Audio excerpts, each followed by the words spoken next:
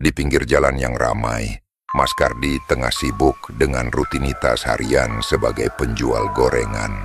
Ditemani gerobak sederhana dengan ember adonan dan beberapa toples plastik untuk menyimpan uang kembalian, ia memulai harinya seperti biasa. Suara lalu lintas dan aroma minyak panas menjadi sahabat setianya dalam menjalankan usaha kecil ini. Sekitar pukul 5 sore, Mas Kardi menepi ke warung rokok terdekat sambil membawa beberapa uang lembaran. Biasanya ia menukarkan uang receh untuk menyiapkan kembalian bagi para pelanggannya yang membeli gorengan. "Bu, tukar recehnya." "Ya," pintanya sambil menyodorkan beberapa lembar uang 50 ribuan dan segenggam uang 20 ribuan. Si pemilik warung, Bu Rini, sudah biasa melayani permintaan Mas Kardi ini. Mereka bahkan sering bercanda tentang keuntungan yang tak seberapa. Dengan uang kembalian yang sudah disiapkan, Mas Kardi kembali ke gerobaknya. Ia mulai mengiris tempe dengan telaten. Potongan demi potongan ditempatkan dalam sebuah wadah. Wajahnya tampak serius saat mengiris. Setiap irisan tempe dibuat seragam agar matang sempurna saat digoreng. "Tempe enak kalau irisannya pas," gumamnya, membayangkan gorengan renyah yang nanti akan menggoda selera. Setelah tempe siap, Mas Kardi beralih ke adonan. Ia menuang tepung, air, dan sedikit bumbu ke dalam ember adonan. Tangannya cekatan mengaduk hingga semua bahan tercampur rata, menghasilkan tekstur yang kental dan halus. Dengan cekatan, ia mencelupkan potongan tempe ke dalam adonan, memastikan setiap bagian tertutup sempurna. Gerobaknya mulai mengeluarkan aroma khas gorengan saat ia memasukkan tempe berbalut adonan ke dalam minyak panas. Satu persatu potongan tempe berwarna keemasan muncul ke permukaan minyak, mengeluarkan bunyi gemerisik yang menenangkan bagi Mas Kardi, tanda bahwa usahanya berjalan lancar. Sambil menunggu gorengan matang, sesekali ia mengamati jalan, melihat siapa yang akan jadi pelanggan pertama sore itu. Tak lama kemudian, pelanggan mulai berdatangan. Seorang ibu dengan anak kecil di sebelahnya menghampiri gerobak Mas Kardi. "Mas, gorengannya 2.000, ya?" pinta sang ibu sambil menunjuk tahu, isi, dan tempe goreng.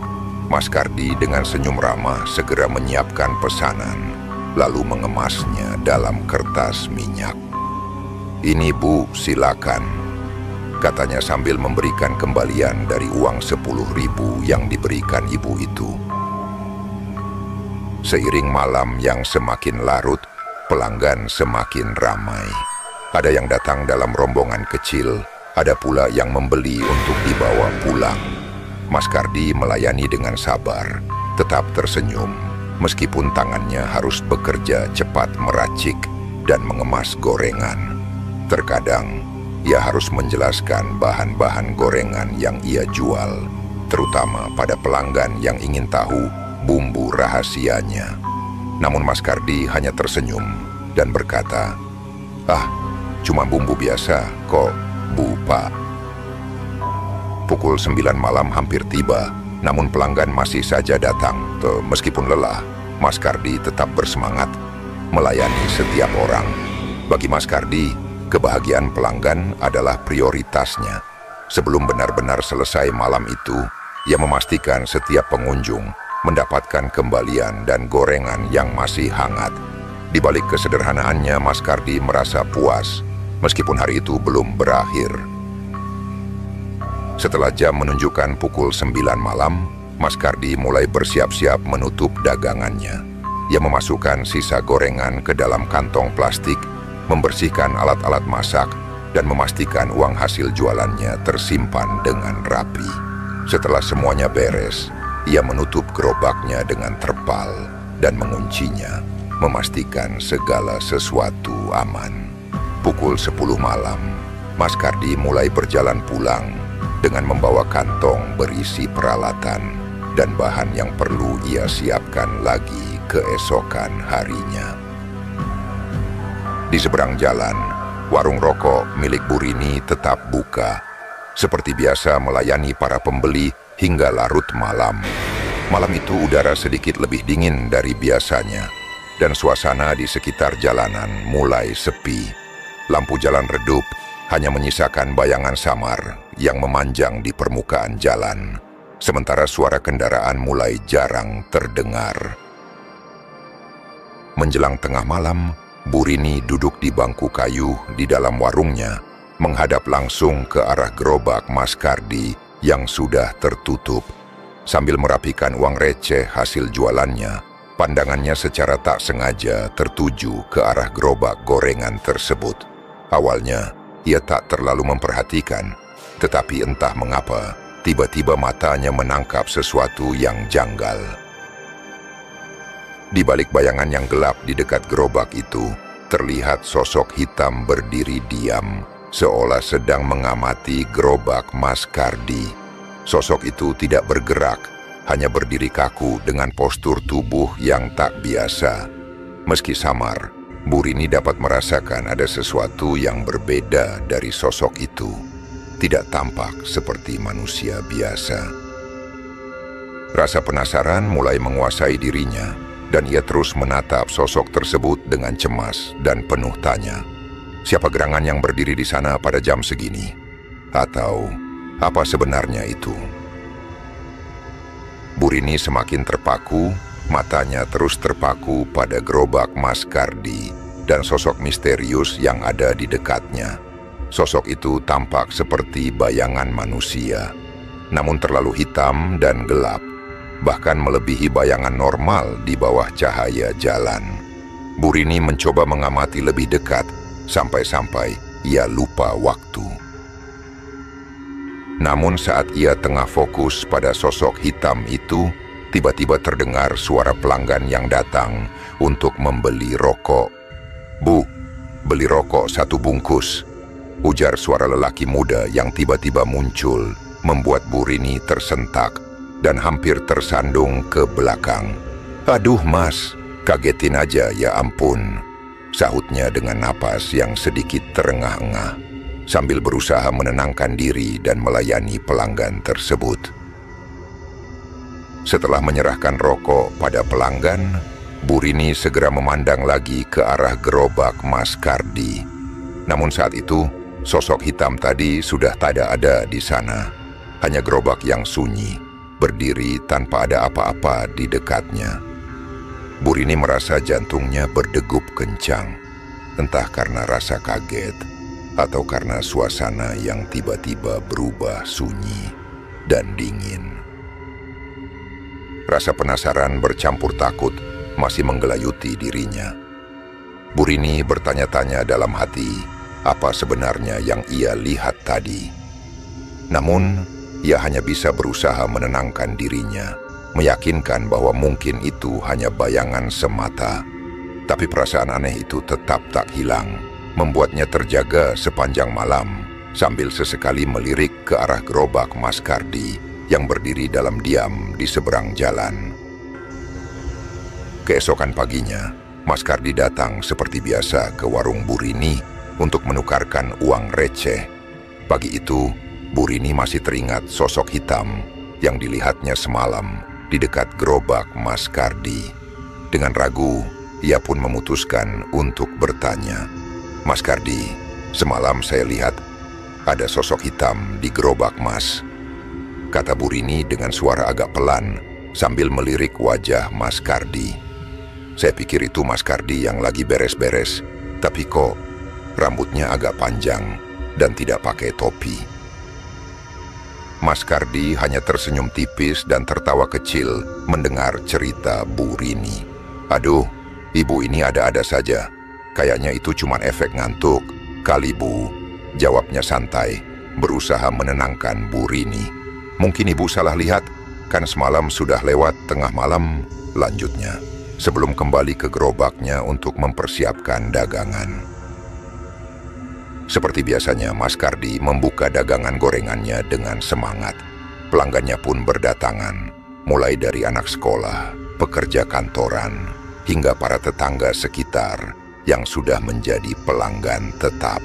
Aroma tempe goreng, tahu isi, dan bakwan memenuhi udara sore itu, menarik banyak orang untuk mampir. Hingga menjelang malam, gerobak Mas Kardi tak pernah sepi pembeli. Ketika jam menunjukkan pukul 9 malam, Mas Kardi mulai berkemas dan menutup gerobaknya seperti biasa. Ia mengunci gerobak dan mengikat terpalnya rapat-rapat. Setelah semua selesai, ia pulang ke rumah, meninggalkan gerobak di tempatnya biasa berjualan, persis di seberang warung Bu Rini. Saat malam semakin larut, tepat sekitar pukul 12, seorang pemuda yang baru saja pulang dari kerja malam menghampiri warung Bu Rini untuk membeli kopi. Saat melewati gerobak Mas Kardi yang tertutup terpal, si pemuda tiba-tiba mendengar suara gemerisik yang berasal dari dalam gerobak. Ia berhenti sejenak dan menoleh ke arah gerobak, berusaha memastikan suara aneh itu. Setelah beberapa saat, rasa penasaran semakin besar, sehingga ia langsung menuju warung Bu Rini untuk memberitahu, "Bu, saya tadi dengar suara gemerisik dari gerobak gorengan Mas Kardi. Takutnya ada binatang, mungkin tikus atau ular," kata pemuda itu sambil menunjuk ke arah gerobak. "Saya mau cek sendiri juga takut, nanti disangka mau maling. Mungkin kita bisa cek bareng-bareng." Rasa takut mulai merayapi Bu Rini, tapi rasa penasarannya lebih besar. Dengan langkah perlahan, ia dan pemuda itu berjalan mendekati gerobak. Saat mereka berdiri di dekatnya, suara gemerisik itu semakin jelas. Terdengar seperti ada sesuatu yang bergerak di dalam gerobak, menciptakan bunyi yang nyaring di tengah keheningan malam. Dengan tangan gemetar, Bu Rini memberanikan diri menarik sedikit ujung terpal gerobak Mas Kardi. Saat ia membuka penutup terpal, pandangannya langsung terhenti pada pemandangan yang tak pernah ia bayangkan sebelumnya. Di dalam gerobak, tampak sosok kepala buntung dengan rambut ikal yang berantakan, mata melotot tajam, dan mulut yang dipenuhi liur. Kepala itu tampak rakus, mengunyah sisa-sisa gorengan yang ada di dalam gerobak. Setiap gigitan mengeluarkan bunyi berdecak, dan matanya yang melotot sesekali berputar ke arah mereka, seolah sadar bahwa ada yang mengintip.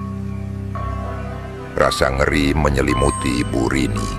Dengan napas tercekat dan tubuh bergetar hebat, ia segera menutup terpal gerobak dan mundur perlahan. Wajahnya pucat pasi, dan ia segera menatap pemuda di sebelahnya yang juga tampak ketakutan. Tanpa berkata apa-apa, mereka berdua berjalan cepat kembali ke warung. Bu Rini hanya mengangguk lemah, seolah memberi isyarat bahwa tak ada gunanya untuk berbicara tentang apa yang baru saja mereka saksikan. Segera, Bu Rini menutup warung lebih awal dari biasanya, dan bersama pemuda itu, mereka meninggalkan tempat itu dengan hati yang diliputi ketakutan. Malam itu Bu Rini pulang dengan perasaan tak menentu, terus membayangkan sosok kepala mengerikan yang sedang melahap sisa-sisa gorengan di dalam gerobak Mas Kardi. Seminggu setelah kejadian mengerikan itu, pagi-pagi terdengar suara pengumuman dari masjid yang mengabarkan berita duka. Seorang wanita telah meninggal dunia, dan seluruh warga pun mulai berkumpul di rumah duka untuk memberikan penghormatan terakhir. Bu Rini yang baru saja bangun tidak mendengar pengumuman tersebut. Namun ketika melihat banyak warga berpakaian gamis berjalan berbondong-bondong menuju arah tertentu, ia merasa penasaran. Tanpa ragu, Bu Rini segera bertanya kepada seorang ibu yang juga berjalan bersama rombongan. "Ada apa, Bu? Kenapa ramai-ramai?" tanyanya dengan penasaran. "Oh, ada yang meninggal, Bu. Tapi saya sendiri nggak kenal siapa orangnya. Maklum saya kan pendatang di sini. Saya ikut aja, sekalian menghormati yang meninggal," jawab si ibu tersebut. Mendengar itu, Burini pun bergegas kembali ke rumahnya, mengganti pakaian, dan ikut dengan rombongan itu. Perasaannya bercampur antara ingin tahu dan sedih, seperti ada sesuatu yang terasa tak biasa dalam pikirannya. Sesampainya di gang yang dituju, Burini mulai merasa tak nyaman karena arah yang dituju semakin dekat ke rumah Mas Kardi. Sambil bergumam dalam hati, Burini memperhatikan gang tersebut. Ini kan gangnya Mas Kardi. Jangan-jangan, pikirnya.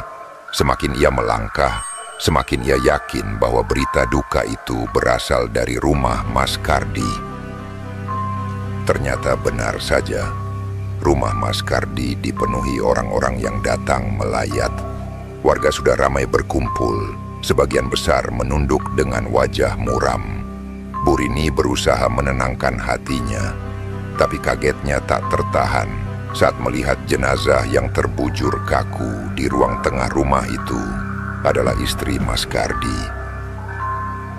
Burini tertegun di pintu, merasa tak percaya bahwa istri Mas Kardi yang selalu ramah dan hangat kini telah tiada. Saat mendekat untuk melihat lebih jelas, pandangan Burini tertumbuk pada sesuatu yang membuatnya bergidik ngeri. Di leher jenazah istri Mas Kardi terdapat tanda merah melingkar, seperti bekas ikatan tali yang dalam, seolah-olah lehernya pernah terjerat dengan kuat. Merinding, Burini berusaha menenangkan diri, namun bayangan kepala buntung yang ia lihat seminggu sebelumnya kembali muncul dalam benaknya. Pikirannya berputar, bertanya-tanya apakah ada hubungan antara sosok kepala yang memakan gorengan dan kematian istri Mas Kardi. Setelah beberapa saat mengikuti proses pemakaman, Burini memutuskan untuk segera pulang dan membuka warung seperti biasa. Di dalam hatinya ia terus dibayangi perasaan ganjil dan takut. Entah mengapa, ada firasat buruk yang terus menghantuinya. Dan ia merasa ada sesuatu yang belum terungkap dari keluarga Mas Kardi. Sore itu, Burini menjaga warungnya seperti biasa sambil mendengarkan radio yang mengalun lembut di tengah suasana yang mulai teduh. Suara-suara dari jalanan mulai mereda, menambah kesunyian yang meliputi hatinya sejak kematian istri Mas Kardi. Tak lama, seorang bapak-bapak datang untuk membeli kopi matang dan meminumnya di bangku panjang di depan warung. Sambil menyeruput kopinya, bapak itu membuka obrolan. Kasihan ya, Mas Kardi itu. Belum terlalu tua, kok sudah ditinggal istrinya. Burini mengangguk, merasa keheranan yang sama. Iya pak, saya juga nggak nyangka. Padahal istrinya orangnya baik banget, sopan, dan ramah ke semua orang. Bapak itu kembali berkata sambil melihat sekeliling, seperti memastikan tidak ada yang mendengar. Tapi itu aneh loh Bu, saya curiga kenapa di lehernya itu ada bekas merah, kayak bekas tali. Burini menghela napas, setengah tidak ingin membahas hal-hal menyeramkan yang mengusik pikirannya. Iya pak, saya juga heran, tapi saya nggak mau mikir yang aneh-aneh. Mas Kardi orangnya juga baik kok, nggak mungkin macam-macam. Jawabnya hati-hati. Obrolan mereka berlanjut, berbagi keprihatinan tanpa bisa menemukan jawaban pasti. Setelah setengah jam, bapak itu membayar kopinya dan pamit pulang. Tak lama kemudian, seorang pemuda datang. Wajahnya tampak lesu dan kusut. Pemuda itu adalah Lutfi, keponakan dari almarhumah istri Mas Kardi, yang tampak murung sejak kepergian bibinya. Melihat Lutfi duduk diam, Burini mencoba menghangatkan suasana, berkata lembut, "Yang sabar ya Lutfi. Semua manusia pasti akan kembali pada Sang Pencipta." Lutfi tidak langsung menjawab. Ia menatap ke arah jalanan yang sepi. Kemudian dengan suara pelan, ia berkata, "Saya murung Bu, bukan cuma karena ditinggal mati, tapi karena kejadiannya aneh Lutfi menelan ludah, lalu melanjutkan, "Malam sebelum Bibi meninggal, saya ngopi di depan rumah. Terus, tiba-tiba saya dengar suara jeritan ketakutan dari rumah Mas Kardi." Mendengar itu, Bu Rini terdiam. Perasaannya mulai tak tenang, namun ia tak ingin memotong cerita Lutfi. Waktu itu, Lutfi melanjutkan dengan suara lirih, "Mas Kardi nggak ada di rumah." Kami sekeluarga langsung heboh. Ayah sampai berpikir mungkin ada perampokan. Ayah saya bersama beberapa warga mendobrak pintu rumahnya. Tapi, begitu masuk, kami semua kaget luar biasa. Bibi saya sudah nggak bernyawa di ruang tamu. Di lehernya ada bekas merah, Bu, kayak bekas jeratan tali. Bu Rini merasa tubuhnya dingin mendengar cerita itu. Ingatannya langsung melayang ke sosok kepala buntung yang ia lihat di gerobak Mas Kardi.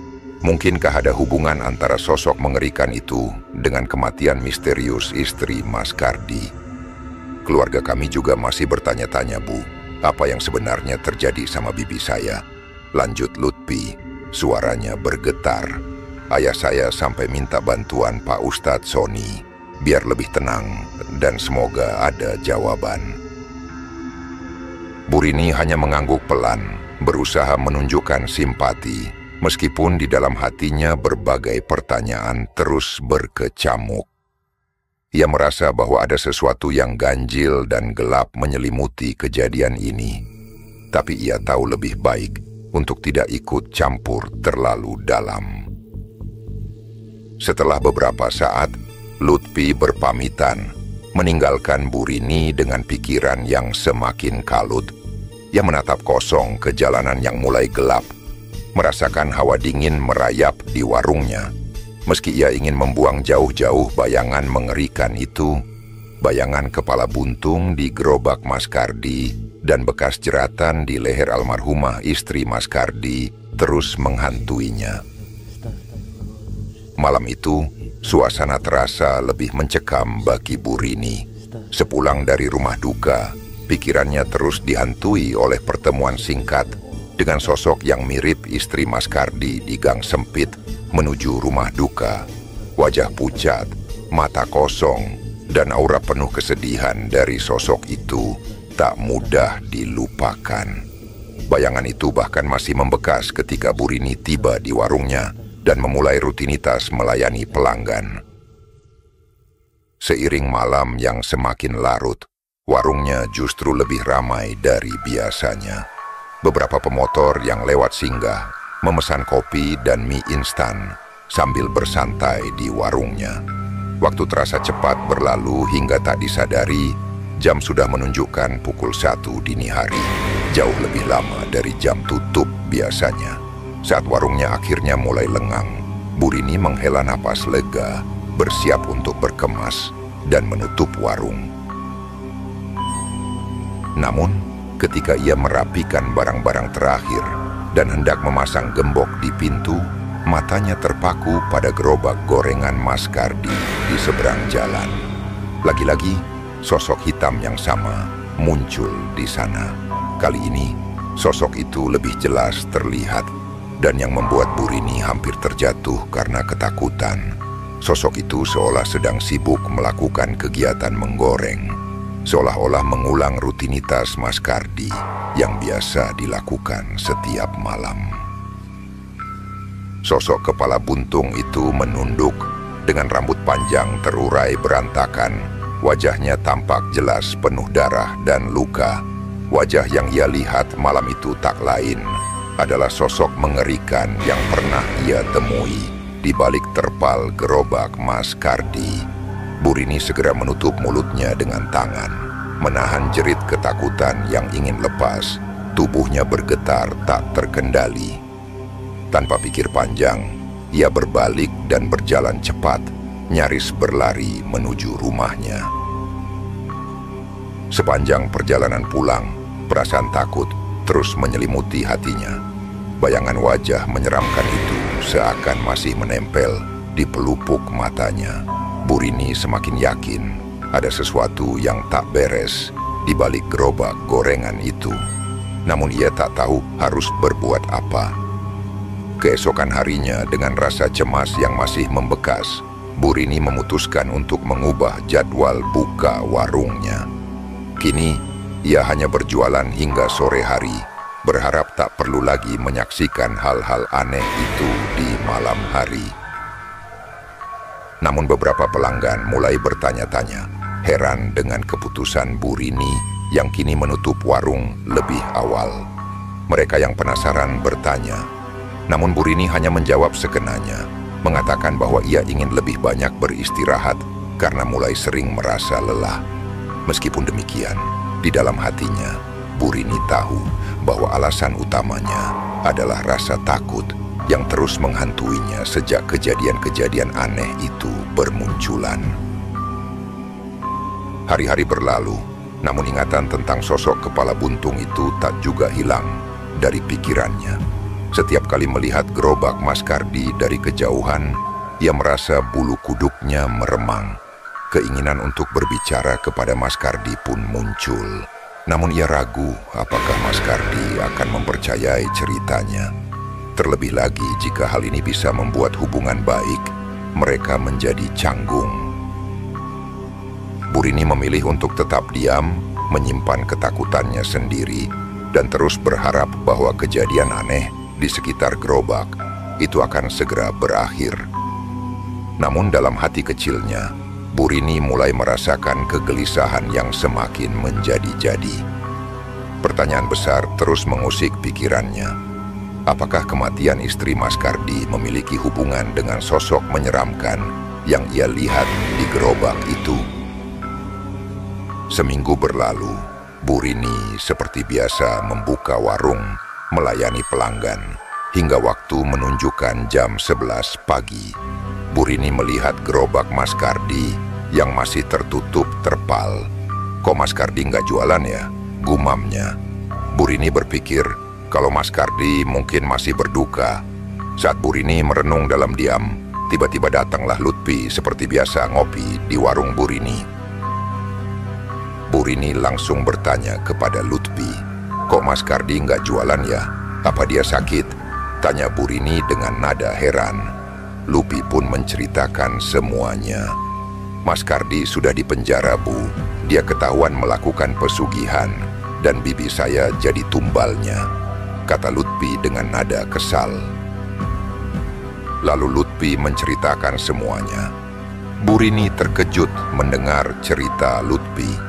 Tidak disangkanya bahwa sosok yang selama ini dikenal sebagai penjual gorengan ramah itu terlibat dalam hal-hal yang menyeramkan dan kelam. Ia hanya bisa mendengarkan dengan saksama, mencoba meresapi setiap kata yang keluar dari mulut Lutfi. Menurut cerita Lutfi, ternyata selama ini Mas Kardi memang melakukan pesugihan untuk membuat dagangannya laris. Jin yang disimpan di dalam gerobaknya telah memberinya kekayaan dan keramaian pembeli. Namun dengan harga yang sangat mahal, nyawa istrinya sendiri sebagai tumbal. Momen-momen yang pernah dialami Bu Rini seperti melihat sosok hitam di gerobak, kepala buntung, dan bayangan istri Mas Kardi kini mulai terasa masuk akal baginya. Semua ini bukan sekadar kebetulan atau bayangan semata. Lutfi melanjutkan, "Nanti malam, Bu, keluarga kami bersama Pak Ustadz Roni mau bakar gerobak itu. Setelah ruqyah kemarin, ibu saya kerasukan sosok almarhum tante saya yang menyampaikan sendiri kejadian-kejadian seram yang dialaminya sebelum meninggal. Sosok itu memohon agar segala sesuatu yang berkaitan dengan pesugihan itu dihancurkan." Bu Rini mengangguk pelan. Terlintas di benaknya betapa ngeri dan menderitanya arwah istri Mas Kardi yang terikat dengan dunia ini akibat ulah suaminya sendiri. Malam itu, rasa penasaran mengalahkan ketakutannya. Ketika gerobak Mas Kardi mulai dibakar oleh keluarga Lutfi dan Pak Ustadz Roni, Burini melihat dari kejauhan, menyaksikan api membubung tinggi, membakar segala hal yang terpendam di dalamnya. Asap hitam mengepul seakan membawa pergi segala keangkeran dan ketakutan yang selama ini mengelilingi gerobak itu. Malam terasa lebih sunyi dari biasanya, tapi kali ini sunyi itu membawa rasa lega bagi Burini. Ketakutan dan misteri yang selama ini mengintainya akhirnya berakhir. Gerobak Mas Kardi beserta segala pesugihan dan kengerian yang melekat padanya telah lenyap bersama api.